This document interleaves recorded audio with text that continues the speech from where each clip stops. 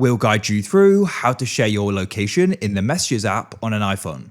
If you find this useful, then consider subscribing and liking the video. Turning on screen mirroring is really convenient because you can then have your iPhone displaying content on another device, and we'll also show you getting the screen on another device and turning it on as well. So make sure to full guide and don't go and skip ahead, otherwise you may go and miss an important part of this video.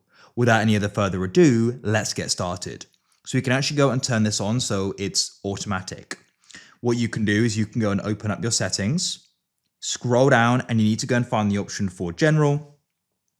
Then you want to scroll down and find the option for AirPlay and continuity.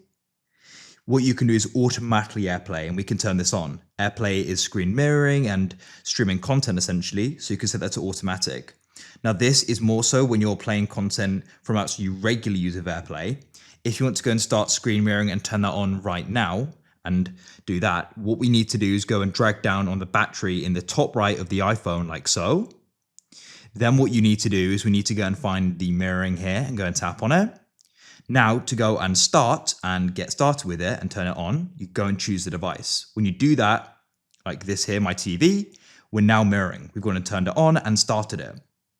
Now your screen is going to go and be displayed, and you could go and start streaming video and just your screen in general. You may be prompted to go and enter in a PIN or a code, and then the screen will go and start just to go and verify it's yours. If you found this useful and you want to see more like this, then please consider subscribing and liking the video. I look forward to help you again in the future with more how-tos. Have a great day. I'll catch you again soon.